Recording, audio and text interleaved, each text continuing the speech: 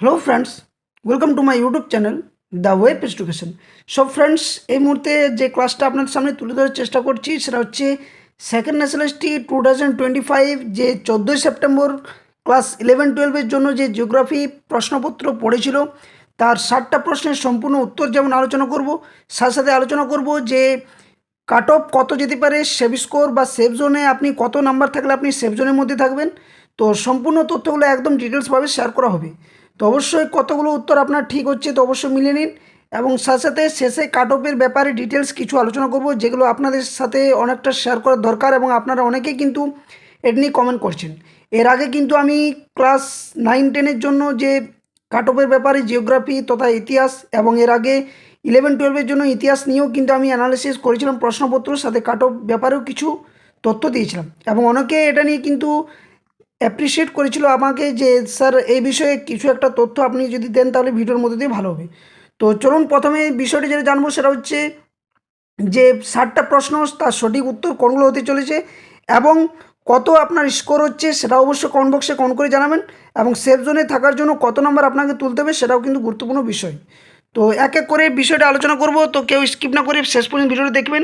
আর যারা চ্যানেল নতুন আছেন অবশ্যই চ্যানেল সাবস্ক্রাইব করবেন। এই ধরনের সমস্ত প্রিপারেশন বা যে কোনো পরীক্ষার প্রিপারেশন নেওয়ার জন্য বিভিন্ন কেস আপডেট নিউজ তথ্য পাওয়ার জন্য অবশ্যই চ্যানেল সাবস্ক্রাইব করে রাখুন। সঠিক সময়ে সঠিক তথ্যগুলো আপনারা পেয়ে যাবেন।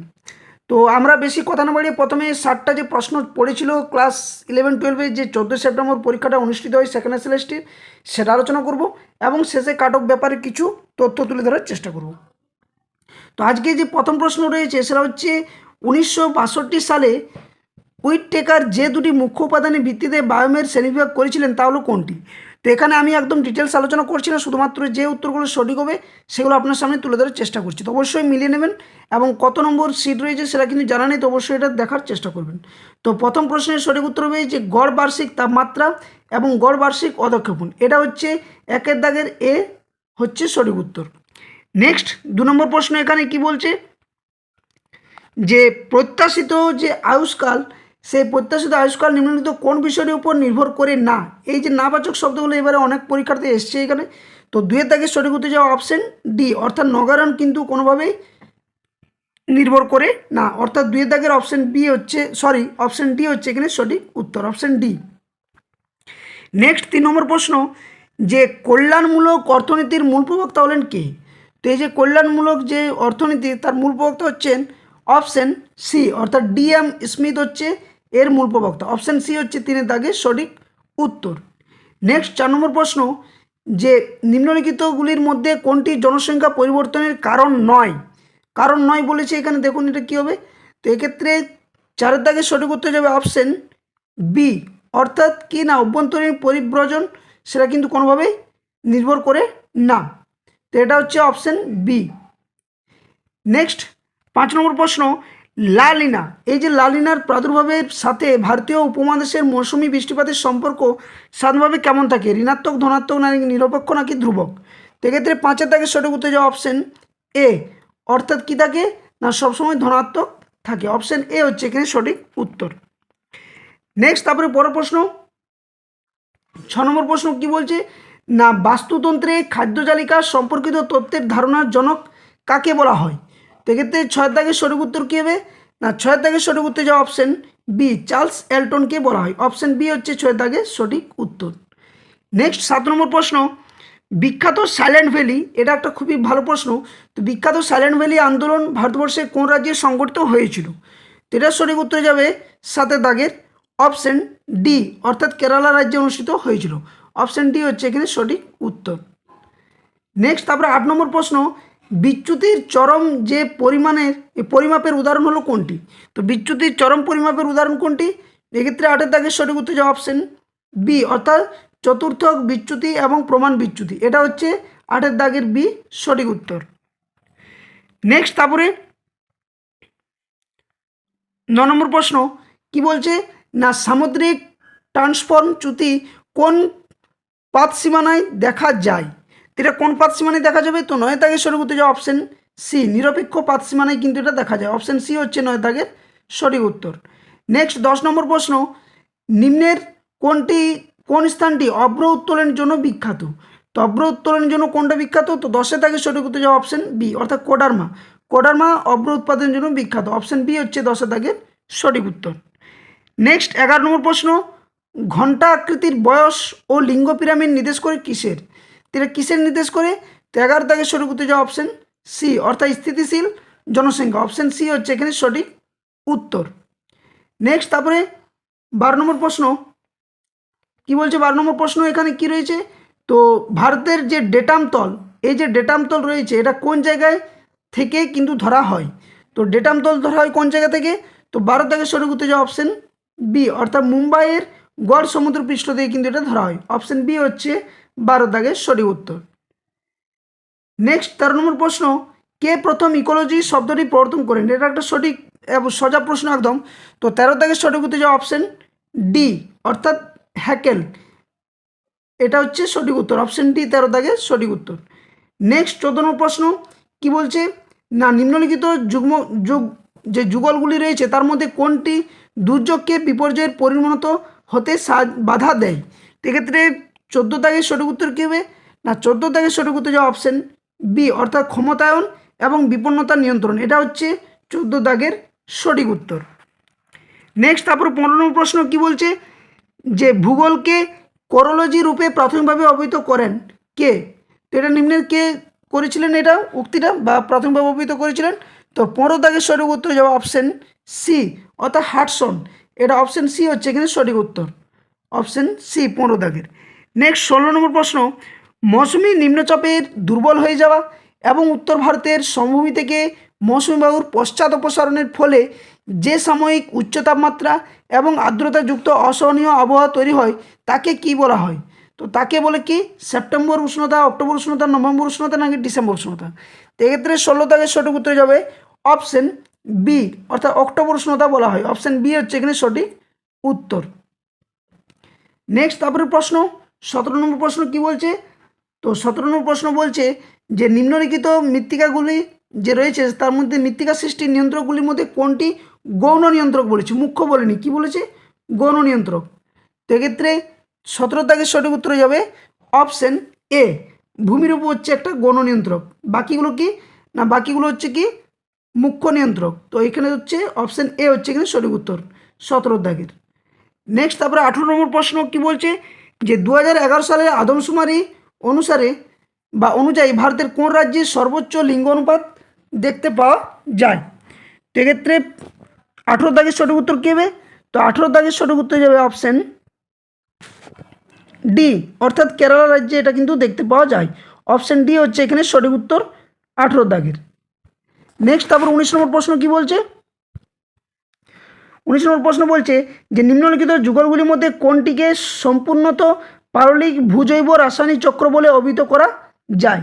তো এক্ষেত্রে 19 দাগের সঠিক উত্তর যাবে অপশন ডি অর্থাৎ সালফার ফসফরাস। এটা হচ্ছে এখানে সঠিক উত্তর। অপশন ডি হচ্ছে 19 দাগের সঠিক উত্তর। নেক্সট তারপর 20 নম্বর প্রশ্ন কি বলছে? 20 নম্বর প্রশ্ন বলছে স্থায়ী উন্নয়নের জন্য যে পরিকাঠামোটি 1992 সালে নির্ধারিত হয় তা হলো কোনটি? তো 20 দাগের সঠিক উত্তর যাবে অপশন বি অর্থাৎ এজেন্ডা 21 বা এজেন্ডা 21। অপশন বি হচ্ছে 20 দাগের সঠিক উত্তর। নেক্সট 21 নম্বর প্রশ্ন, সলিফ্লাকশন ও জেলিফ্লাকশন কোন ধরনের পুঞ্জ সঞ্চালন? তো এক্ষেত্রে 21 দাগের সঠিক উত্তর যাবে অপশন বি অর্থাৎ ধীর প্রবাহের উদাহরণ। অপশন বি হচ্ছে এখানে সঠিক উত্তর। নেক্সট তারপরে 22 নম্বর প্রশ্ন, কোয়াটারনারি সেক্টর বলতে কি বোঝায়? তো কোয়াটারনারি সেক্টর বলতে বোঝায় কি? এক্ষেত্রে 22 দাগের সঠিক উত্তর যাবে অপশন বি অর্থাৎ জ্ঞান ভিত্তিক যে কার্যকলাপ সেটা হচ্ছে সঠিক উত্তর। অপশন এ হচ্ছে এখানে সঠিক উত্তর। নেক্সট তারপরে প্রশ্ন 23 নম্বর প্রশ্ন কি বলছে? শেষ সীমা অর্থাৎ বেস লেভেল তত্ত্বের প্রবর্তক হলেন কে? তো বেস লেভেল তত্ত্বের প্রবর্তক হচ্ছে কে? এক্ষেত্রে সঠিক উত্তর যাবে অপশন বি অর্থাৎ পাওয়েল। পাওয়েল হচ্ছে বেস লেভেল তত্ত্বের প্রবর্তক। অপশন বি হচ্ছে এখানে সঠিক উত্তর 23 দাগের। নেক্সট তারপরে 24 নম্বর প্রশ্ন, নিম্নলিখিত ভৌগোলিকদের মধ্যে কাকে ধ্রুপদী ভৌগোলিক বলা হয়? তো কাকে ধ্রুপদী ভৌগোলিক বলা হয়? তো 24 দাগের সঠিক উত্তর যাবে অপশন সি অর্থাৎ আলেকজান্ডার ফন হামবোল্ট। ইনাকে কিন্তু যে ধ্রুপদী সেই ধ্রুপদী ভৌগোলিক বলা হয়। অপশন সি হচ্ছে এখানে সঠিক উত্তর। নেক্সট তারপরে 25 নম্বর প্রশ্ন, নিম্নলিখিতগুলির মধ্যে কোনটি বিষয়ানুগ মানচিত্রের উদাহরণ নয়? তো এই যে নয়বাচক বলেছে শব্দটা, তো কোনটা নয়? তো এক্ষেত্রে 25 দাগের সঠিক উত্তর যাওয়া অপশন বি, অর্থাৎ ভূপ্রকৃতির যে বৈচিত্র্য সূচক মানচিত্র সেটা কিন্তু নয়, এটা বিষয়ানুগ মানচিত্রের উদাহরণ হিসেবে। নেক্সট তারপরে 26 নম্বর প্রশ্ন কি বলছে? 26 নম্বর প্রশ্ন বলছে যে কোন প্রকার মৃত্তিকার পরিলেখ হার্ড প্যানের উপস্থিতি লক্ষ্য করা যায়? সেক্ষেত্রে 26 দাগের সঠিক উত্তর যাওয়া অপশন সি, পটজল মৃত্তিকা। অপশন সি হচ্ছে এখানে সঠিক উত্তর। নেক্সট তারপরে 27 নম্বর প্রশ্ন, কাম্য জনসংখ্যা তত্ত্বের প্রবর্তক হলেন কে? তো কাম্য জনসংখ্যা সংক্রান্ত যে প্রবর্তক তিনি কে? তো 27 দাগের সঠিক উত্তর যাওয়া অপশন সি, অর্থাৎ ক্যানন এবং সন্ডারসন এনারা হচ্ছেন কাম্য জনসংখ্যা তত্ত্বের প্রবর্তক। অপশন বি হচ্ছে এখানে সঠিক উত্তর 27 দাগের। নেক্সট তারপরে 28 নম্বর প্রশ্ন কি বলছে? যে বস্তু যে কোনো তাপমাত্রায় অতি একক ক্ষেত্রফলে যে কোনো তরঙ্গদৈর্ঘ্যের ক্ষেত্রে সর্বোচ্চ পরিমাণ শক্তি বিকিরণ করে তাকে কি বলা হয়? তো তাকে কি বলা হয়? এক্ষেত্রে 28 দাগের সঠিক উত্তর অপশন এ, ব্ল্যাক বডি বলা হয়। অপশন এ হচ্ছে এখানে সঠিক উত্তর 28 প্রশ্নের। নেক্সট তারপরে 29 নম্বর প্রশ্ন কি বলছে? 29 নম্বর প্রশ্ন বলছে যে একটি ডায়াগোনাল স্কেলের সাহায্যে নির্ভুলভাবে পরিমাপ করা যায় কি? তো কি পরিমাপ করা যায়? তো 29 দাগের সঠিক উত্তর যাওয়া অপশন বি, অর্থাৎ দশমিকের পর 2 ঘর পর্যন্ত এটা কিন্তু পরিমাপ করা যায়। অপশন বি হচ্ছে 29 দাগের সঠিক উত্তর। নেক্সট 30 নম্বর প্রশ্ন, social justice and the city বইটির লেখক কে? তো এই বইটির লেখক কে? তো 30 দাগের সঠিক উত্তর যাওয়া অপশন ডি, ডেভিড হার্ভে হচ্ছে এনার লেখা। তো এটা হচ্ছে 30 দাগের ডি এর সঠিক উত্তর। নেক্সট 31 নম্বর প্রশ্ন, আগ্নেয় মেঘলা কোন মহাসাগরে দেখতে পাওয়া যায় বা দেখা যায়? তো আগ্নেয় মেঘলা কোথায় দেখা যায়? তো 31 দাগের সঠিক উত্তর অপশন সি, অর্থাৎ প্রশান্ত মহাসাগরে এটা কিন্তু দেখতে পাওয়া যায়। অপশন সি হচ্ছে এখানে সঠিক উত্তর। নেক্সট তারপরের প্রশ্ন 32 নম্বর প্রশ্ন কি বলছে? যে কোরিওলিস বল এবং কেন্দ্রাতিক বলের ভারসাম্যের কারণে যে বায়ুর উৎপত্তি হয় সেটি হলো কোনটি? তো এক্ষেত্রে 32 দাগের সঠিক উত্তর অপশন সি, অর্থাৎ গ্রেডিয়েন্ট বায়ু। অপশন ডি হচ্ছে এখানে সঠিক উত্তর 32 দাগের। নেক্সট 33 নম্বর প্রশ্ন, ভারতের সর্বপ্রথম কোন জাতীয় উদ্যানটি বর্তমানে কী নামে পরিচিত? তো এক্ষেত্রে ভারতের সর্বপ্রথম জাতীয় উদ্যানটি বর্তমানে কী নামে পরিচিত? তো এক্ষেত্রে 33 দাগের সঠিক উত্তর অপশন সি, জিম করবেট। এটা কিন্তু ভারতের সর্বপ্রথম জাতীয় উদ্যান। অপশন সি হচ্ছে এখানে সঠিক উত্তর। নেক্সট তারপরে 34 নম্বর প্রশ্ন, গুটেনবার্গ বিযুক্তি দেখা যায় কোথায়? তো গুটেনবার্গ বিযুক্তি কোথায় দেখা যায়? তো 34 দাগের সঠিক উত্তর অপশন বি, অর্থাৎ কেন্দ্রমণ্ডল এবং গুরুমণ্ডলের মাঝখানে এটা কিন্তু দেখতে পাওয়া যায়। অপশন বি হচ্ছে এখানে সঠিক উত্তর। নেক্সট তারপরে 35 নম্বর প্রশ্ন, 35 নম্বর প্রশ্ন কি বলছে? যে অত্যধিক অনুভূমিক চাপের ফলে সাহিত্য ভাঁজের কোনো অংশ বিচ্ছিন্ন হয়ে দূরে অবস্থান করলে তাকে বলে কি? তো তাকে কি বলা হয়? এক্ষেত্রে 35 দাগের সঠিক উত্তর অপশন সি, অর্থাৎ ন্যাপ বলা হয়ে থাকে। অপশন সি হচ্ছে এখানে সঠিক উত্তর। নেক্সট 36 নম্বর প্রশ্ন, কোন ধরনের স্কেলের সাহায্যে একক পরিবর্তন সহজে করা যায়? তো এক্ষেত্রে 36 দাগের সঠিক উত্তর হয়ে যাবে অপশন সি, অর্থাৎ তুলনামূলক স্কেল। অপশন সি হচ্ছে এখানে সঠিক উত্তর 36 দাগের। নেক্সট তারপর 37 নম্বর প্রশ্ন, ভিদাল দি লা ব্লাস মানুষ প্রকৃতির সম্পর্কে ব্যাখ্যা করেন নিম্নলিখিত কোন মতবাদের মাধ্যমে? সেক্ষেত্রে 37 দাগের সঠিক উত্তর যাওয়া অপশন বি, অর্থাৎ সম্ভাবনাবাদ। অপশন বি হচ্ছে এখানে সঠিক উত্তর 37 দাগের। নেক্সট তারপরে 38 নম্বর প্রশ্ন কি বলছে? যে মরু অঞ্চলে ক্ষয়চক্রের শেষ পর্যায়ে কোন ধরনের ভূমিরূপ দেখা যায়? তো এখানে কোন ধরনের ভূমিরূপ দেখা যায়? তো 38 দাগের সঠিক উত্তর যাবে অপশন এ, অর্থাৎ ইনসেল বার্জ। অপশন এ হচ্ছে এখানে সঠিক উত্তর 38 দাগের। নেক্সট 39 নম্বর প্রশ্ন, খরাপ্রবণ যে অঞ্চলে পরিবেশের সঙ্গে মানুষের অভিযোজনের একটি প্রকৃত বা প্রকৃষ্ট উদাহরণ হলো কোনটি? তো এক্ষেত্রে 39 দাগের সঠিক উত্তর হবে অপশন এ, অর্থাৎ শুষ্ক প্রকৃতির যে কৃষি প্রচলন সেটা। তো অপশন এ হচ্ছে এখানে সঠিক উত্তর 39 দাগের। নেক্সট তারপরে 40 নম্বর প্রশ্ন, এসপি চ্যাটার্জি ভারতবর্ষকে নিম্ন সংখ্যক মুখ্য ভূপ্রাকৃতিক অঞ্চলে বিভক্ত করেন। তো কয়টি ভাগে ভাগ করেছেন? এক্ষেত্রে 40 দাগের সঠিক উত্তর যাওয়া অপশন বি, অর্থাৎ 7টি ভাগে ভাগ করেছেন। অপশন বি হচ্ছে এখানে সঠিক উত্তর 40 দাগের। নেক্সট তারপরে 41 নম্বর প্রশ্ন, 41 নম্বর প্রশ্ন কি বলছে? না শিলাস্তরের মধ্যে অনুভূমিক সঞ্চিত ম্যাগমাকে কি বলা হয়? তো অনুভূমিক ম্যাগমা কি বলা হয়? 41 দাগের সঠিক উত্তর যাওয়া অপশন এ, অর্থাৎ সিল বলা হয়ে থাকে। অপশন এ হচ্ছে 41 দাগের সঠিক উত্তর। নেক্সট তারপরে 42 নম্বর প্রশ্ন, নিম্নলিখিতগুলির মধ্যে কোনটি বাগিচা ফসল হিসেবে চাষ করা হয় না? তো কোনটা হয় না? সেক্ষেত্রে 42 দাগে সঠিক উত্তর যাবে অপশান ডি অর্থাৎ পাট। এটা কিন্তু কোনোভাবেই বাগিচা ফসল হিসেবে চাষ করা হয় না। অপশান ডি হচ্ছে এখানে সঠিক উত্তর। নেক্সট 43 নম্বর প্রশ্ন, শস্য সমন্বয় অঞ্চলের ধারণা দিয়েছেন কে? তো এক্ষেত্রে 43 দাগে সঠিক উত্তর যাবে অপশান এ অর্থাৎ জেসি উইভার। তিনি কিন্তু শস্য সমন্বয় অঞ্চলের উদাহরণ বা ধারণা দিয়েছিলেন। নেক্সট তারপরে 44 নম্বর প্রশ্ন, 44 নম্বর প্রশ্ন কী বলছে না, একটি মূল শস্য চাষের সাথে আরেকটি অপ্রধান শস্য চাষকে কি বলা হয়? তো এটা কী বলা হয়? তো 44 দাগে সঠিক উত্তর যাবে অপশান ডি অর্থাৎ ইন্টার কালচার বলা হয়ে থাকে। অপশান ডি হচ্ছে এখানে সঠিক উত্তর 44 দাগের। নেক্সট তারপরে 45 নম্বর প্রশ্ন কি, নিম্নলিখিত প্রাণী প্রজাতিগুলির মধ্যে কোনটি বিপন্ন প্রজাতির অন্তর্ভুক্ত? তো কোনটি বিপন্ন প্রজাতির অন্তর্ভুক্ত? 45 দাগের সঠিক উত্তর যাবে এশিয়াটিক লায়ন অর্থাৎ এশীয় সিংহ। অপশান ডি হচ্ছে এখানে সঠিক উত্তর 45 নম্বর প্রশ্ন। নেক্সট 46 নম্বর প্রশ্ন কি বলছে যে কোন বায়োমে প্রতি বর্গমিটারে সর্বাধিক জীবভর লক্ষ্য করা যায়? তো কোন বায়োমে এটি দেখতে পাওয়া যায়? 46 দাগের সঠিক উত্তর যাবে অপশান সি অর্থাৎ ক্রান্তীয় বৃষ্টি অরণ্য বায়োমে দেখতে পাওয়া যায়। অপশান সি হচ্ছে 46 দাগের সঠিক উত্তর। নেক্সট তারপরে 47 নম্বর প্রশ্ন কি বলছে যে নিম্নলিখিত সিল্ট শিলা কোন পাললিক শিলা রূপান্তরিতকরণের ফলে গঠিত হয়? তো এটা সিস্ট শিলা। তো এক্ষেত্রে 47 দাগের সঠিক উত্তর যাবে অপশান সি, কাদা পাথরের ফলে সিস্ট শিলা গঠিত হয়। অপশান সি হচ্ছে এখানে সঠিক উত্তর 47 দাগের। নেক্সট 48 নম্বর প্রশ্ন কি বলছে সামাজিক বনসৃজন প্রকল্পের অন্যতম উদ্দেশ্য হলো কি? তো এক্ষেত্রে 48 দাগের সঠিক উত্তর যাবে অপশান এ অর্থাৎ কৃষি জমিতে জলের যোগান বৃদ্ধি। এটা হচ্ছে একটা সঠিক উত্তর। অপশান অপশান বি 48 দাগের। নেক্সট 49 নম্বর প্রশ্ন, ডিমের ঝুড়ি টোপোগ্রাফি শব্দবন্ধটি হিমবাহের কোন প্রকারের সঞ্চয়জাত ভূমিরূপের সঙ্গে যুক্ত? তো 49 দাগের সঠিক উত্তর যাবে অপশান বি অর্থাৎ ড্রামলিন। এটা হচ্ছে একটা সঠিক উত্তর। অপশান বি 49 দাগের। নেক্সট 50 নম্বর প্রশ্ন কি বলছে?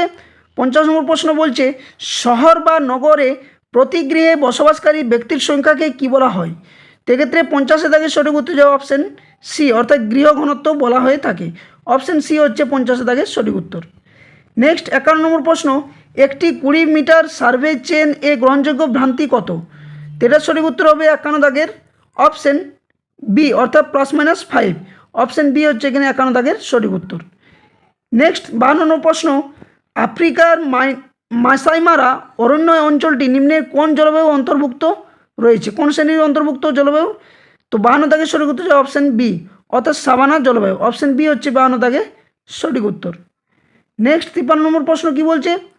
53 নম্বর প্রশ্ন বলছে যে ইউএসডিএ শ্রেণীবিভাগ অনুসারে 0.002 মিলিমিটার বা তার কম ব্যাসযুক্ত মৃত্তিকার কণাকে কি বলা হয়ে থাকে? সেক্ষেত্রে 53 দাগের সঠিক উত্তর যাবে অপশান বি অর্থাৎ কর্দম বলা হয়ে থাকে। অপশান বি হচ্ছে এখানে সঠিক উত্তর। নেক্সট তারপরে 54 নম্বর প্রশ্ন, ফিওর্ড উপকূল সৃষ্টি হয় কোথায়? তো ফিওর্ড উপকূল কোথায় সৃষ্টি হয়? তো 54 দাগের সঠিক উত্তর যাবে অপশান সি অর্থাৎ হিমবাহ উপত্যকা নিমজ্জিত হয়ে। অপশান সি হচ্ছে এখানে সঠিক উত্তর 54 দাগের।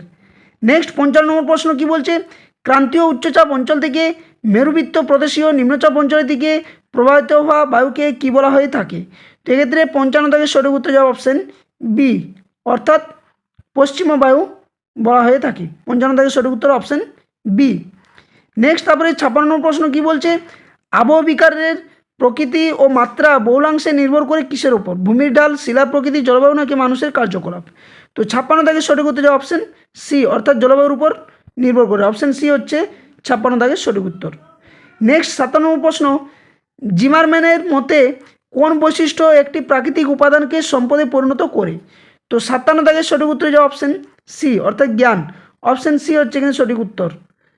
নেক্সট 58 নম্বর প্রশ্ন, পৃথিবী পৃষ্ঠে আপতিত সূর্যরশ্মিকে কী নামে অভিহিত করা হয়ে থাকে? তো একটা সহজ প্রশ্ন। 58 দাগের সঠিক উত্তর অপশান সি অর্থাৎ ইনসোলেশন বলা হয়ে থাকে। অপশান সি হচ্ছে এখানে সঠিক উত্তর 58 দাগের। নেক্সট তারপরে 59 নম্বর প্রশ্ন কি বলছে যে বিশ্ব বাণিজ্য সংস্থার সদর দপ্তর কোথায় অবস্থিত? একদম সহজ প্রশ্ন একটা। সেক্ষেত্রে সঠিক উত্তর যে 59 দাগের অপশান ডি অর্থাৎ জেনেভাতে অবস্থিত। অপশান ডি হচ্ছে এখানে সঠিক উত্তর। নেক্সট 60 নম্বর এবং শেষ প্রশ্ন, অল্টিমিটার যন্ত্রের সাহায্যে কী পরিমাপ করা হয়? এটাও একটা সোজা প্রশ্ন। সেক্ষেত্রে সঠিক উত্তর যাবে সমুদ্রতল থেকে উচ্চতা। অপশান সি হচ্ছে 60 দাগের সঠিক উত্তর। তো এই হচ্ছে আপনাদের কাছে যে 60টা প্রশ্ন, সেই 60টা প্রশ্ন রাখলাম এবং আশা করছি আপনারা সকলেই ভিডিওটা শেষ পর্যন্ত দেখে সঠিক উত্তরগুলো মিলিয়ে নিলেন। তো কার কত স্কোর হচ্ছে অবশ্যই আপনারা কমেন্ট বক্সে কমেন্ট করে জানাবেন। তো এরপর আমি যে বিষয়টা আলোচনা করব সেটা হচ্ছে কতগুলো উত্তর ঠিক থাকলে বা কত নাম্বার যদি উঠে থাকে, কত নাম্বার উঠলে আপনি সেফ জোনের মধ্যে থাকবে সেটা নিয়ে একটু ডিটেলস ডিসকাস আমি একটু করছি। তো দেখুন, সেকেন্ড এসএলএসটি যে 11-12 পরীক্ষা গত 14 সেপ্টেম্বর হয়েছে জিওগ্রাফির ক্ষেত্রে আমি বলি। তো সেকেন্ড এসএলএসটি যে 9-10 সেটা নিয়ে কাট অফ এবং যে প্রশ্নপত্র সেটা নিয়ে তো অবশ্যই আলোচনা করেছিলাম। সেটা ভিডিও অনেকে দেখেছেন, আশা করছি কেমন কাট অফের ব্যাপারে বলেছিলাম সেটা সকলেই জানেন।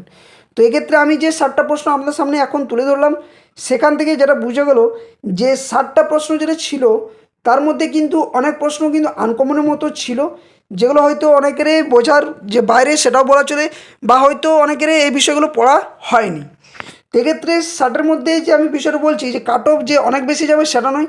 জেনারেলদের ক্ষেত্রে কিন্তু এখানে আমি বলতে পারি যে 45 থেকে 48 পর্যন্ত কিন্তু কাট অফ থাকতে পারে জেনারেলদের জন্য। এটা হচ্ছে ইউআরদের জন্য। এবার কিন্তু ওবিসি, ইডাব্লিউএস বা ওবিসি এবি বা এসসি এসটি তাদের ক্ষেত্রে কিছু কম 1-2 নম্বর কম করে যদি আপনারা করেন তাহলে কিন্তু সঠিক সেফ জোনের মধ্যে থাকবেন। তো যাদের স্কোর 45 থেকে 48-এর মধ্যে থাকছেন তারা কিন্তু একদম অবশ্যই সেফ জোনে, কারণ ক্লাস 9-10-এর যে জিওগ্রাফির প্রশ্নপত্র আর এই 11-12-এর যে প্রশ্নপত্র তার মধ্যে অনেকটা কিন্তু ফারাক রয়েছে। তো এখান থেকে বোঝা যায় যে প্রশ্নপত্রের মান কিন্তু সেকেন্ড এসএলএসটি যে 14 সেপ্টেম্বর হয় ক্লাস 11-12-এর, সেক্ষেত্রে কিন্তু প্রশ্নপত্রের মান একটু কড়া ছিল তুলনামূলক 7 সেপ্টেম্বর যে 9-10-এর পরীক্ষাটা হয়েছিল তার থেকে। তো এখান থেকে আপনারা ধারণা পাবেন। তো ডিটেলস যদি আমি কাট অফ ভিডিও বানাই তাহলে অবশ্যই একটা আলাদা ভিডিও বানাতে হবে এবং তার জন্য আমি সাবজেক্ট ওয়াইজ কাট অফের ভিডিও বানিয়ে দেবো, ঠিক একইভাবে যেমন ক্লাস 9-10-এর জন্য বানিয়েছিলাম 7 সেপ্টেম্বরের যে পরীক্ষার ভিত্তিতে। তো অবশ্যই সেটা নিয়ে একটা কাট অফের ডিটেলস ভিডিও নিয়ে আসবো, কত সেফ জোনের মধ্যে আপনি থাকতে পারেন। তো আমি এতটুকু মোটামুটিভাবে বলতে পারলাম যে 45 থেকে 48-এর মধ্যে যারা জেনারেল কাস্ট রয়েছেন তাদের যদি এই স্কোরের মধ্যে আসছে তো অবশ্যই আপনারা স্কোর বা সেফ জোন যেটা বলেন সেটাতে কিন্তু আপনারা থাকতে পারেন। আর যে সমস্ত যোগ্য শিক্ষকরা পরীক্ষাতে বসছিলেন এখানে তাদের কিন্তু অবশ্যই অলরেডি 10 নম্বর আগে থেকে থাকছে। তো সেক্ষেত্রে তাদের যে ব্যাপারটা সেখানে একটা কোনো ম্যাটার পড়ছে না, কিন্তু মূল ম্যাটার হচ্ছে ফ্রেশার্সদের জন্য। সেক্ষেত্রে কাট অফটা একটা যে হাই যাবে সেটাও বলা চলবে না, বা খুব একটা লো যাবে সেটাও বলা চলবে না। যদিও প্রিপারেশনের জন্য যে সময়টা পাওয়া দরকার সেটা কিন্তু অবশ্যই পাওয়া যায়নি, এবং বিভিন্ন কেস মোকদ্দমা একটার পর একটা চলা বা দীর্ঘদিন ধরে এই পরীক্ষা না হওয়ার জন্য একটা যে মানসিক চাপ সেটা তৈরি হয়, যার মধ্যে অনেকেরই কিন্তু সঠিক প্রিপারেশন হয়নি।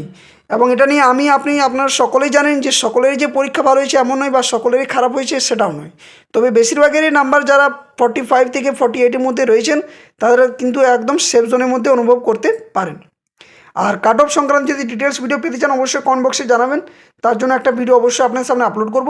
আর এই প্রশ্নপত্রের উত্তর সম্পর্কিত যদি ডিটেলস তথ্য আপনারা চান তো ভিডিও ডেসক্রিপশন বক্সে যে অফিসিয়াল টেলিগ্রাম চ্যানেল লিঙ্ক দেওয়া থাকবে সেখানে আপনারা সকলে যুক্ত হয়ে যাবেন।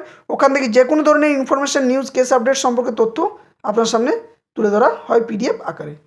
তো এই ছিল আজকের মূল আপডেট। যদি ভিডিওটি ভালো লাগে অবশ্যই ভিডিওটি লাইক করবেন, শেয়ার করবেন, আর উত্তরগুলো যদি ঠিক লাগে অবশ্যই সহমত পোষণ করবেন। আর যদি কোনো ডাউট থাকে কমেন্ট বক্সে কমেন্ট করতে পারবেন, তার সঠিক কিন্তু অ্যানালিসিস যে ডিটেলস তথ্যটা সেটা আপনার সামনে তুলে ধরার চেষ্টা করব। তো ভিডিওটা এখানে শেষ করছি, আবার কোনো একটা নতুন ভিডিও নিয়ে হাজির হবো। ততক্ষণের জন্য ধন্যবাদ। জয় হিন্দ, সকলে সুস্থ থাকুন, ভালো থাকুন।